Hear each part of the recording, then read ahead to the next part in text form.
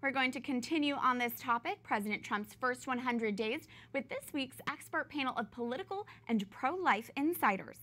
Stephen White is a fellow in the Catholic Studies program at the Ethics and Public Policy Center and author of Red, White, Blue, and Catholic. Charmaine Yoest is a senior fellow for American Values and worked in the Reagan White House. Thank you both for being here. Thank you, Catherine. Pleasure.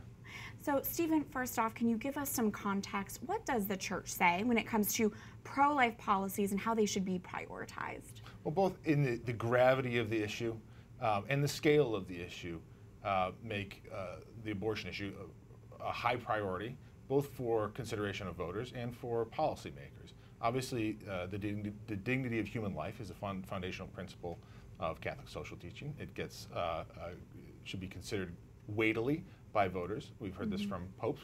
Going back all the way to the Second Vatican Council, we hear about the grave crime of abortion. We've heard it from John Paul II, who talked about the need to protect life in law, and that the failure to do so is the end of freedom. It eradicates freedom. It's the death of freedom, as he says. And so this is a very important issue. It's not the only issue, but it does have a great weight and a great priority in both consideration of voters and consideration of politicians. Charmaine, you worked in Ronald Reagan's White House for years. You were president of Americans United for Life. So how would you score President Trump in his first 100 days from a pro-life perspective?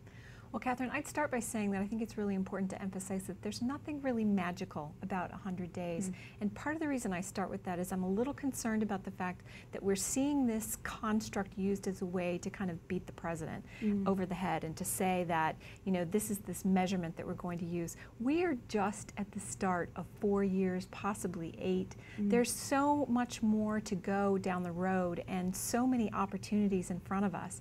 Having said that, I think this is really an exciting time to be in the pro-life movement. I mean, let's think back to January, right? Like within the first weekend of this president being inaugurated, he reinstated the Mexico City policy, saying that we weren't going to pay for abortion overseas. And that was just the start of it.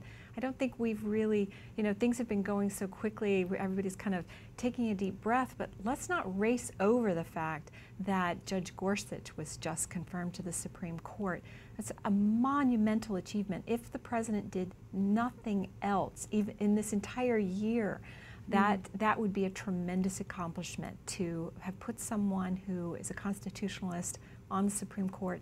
And we're hearing pretty reliable rumors that we may have another confirmation battle coming up this summer. That's going to be even more dramatic, this opportunity to fundamentally reshape the real tenor of the court. Because that could have an impact on Roe v. Wade even. Now, Stephen, I don't want to backtrack too much into the 2016 campaign, but there was a lot of skepticism on whether Trump would follow through on his pro-life promises. So from your perspective, what have you made of his accomplishments? I think he's done about as well as one could have hoped on life issues. As Charmaine and I pointed out, a couple of his big people who voted for him because of this have been rewarded, let's say. In fact, he's done better on these issues and been able to do more on these issues than he has on a lot of other things. You've seen the healthcare plan stalled, and he's running into some delays with tax reform. But on this, he's really come through, and that's good. And people should be grateful for that. As Charmaine said, there's more to come too. I also think that there's caution and vigilance required. Donald Trump's not a perfect man. He's not a perfect president, even from a pro-life point of view. And there's a danger in taking early victories and making him into sort of the figurehead of a pro-life movement, which could backfire later on. Not everything he says and does is something that we should admire and praise. And so there's a danger, I think, in letting him become the de facto head of the pro-life movement. We should be grateful for him and praise him for things he does well, but also remain vigilant, because not everything he says and does is going to be praiseworthy.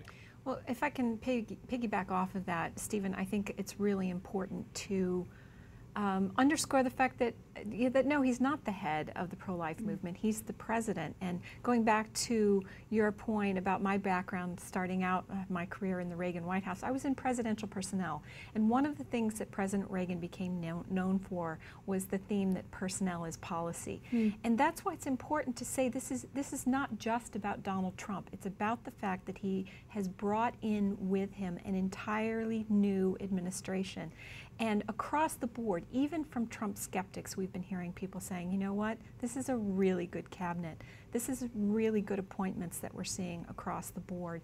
You know, Tom Price over at as Secretary of Health and Human Resources, somebody that we've known, solid pro-lifer for years and years. Kellyanne Conway over in the White House. She's really one of us. She's been a pro-lifer for many, many years. So, you know, we could go on and on as we list down the people who are committed to the life issue within the administration. And, you know, that is tied together with the appointments with Judge Gorsuch on the Supreme Court, in that it's more than just the court. It's a presidential administration is thousands and thousands of people across Washington, D.C. making a difference day after day after day. And it is still early on, like you said. We'll be looking at what President Trump accomplishes and holding him accountable to those promises that he made. Thank you both for being here. Always Thank a pleasure. you, Catherine.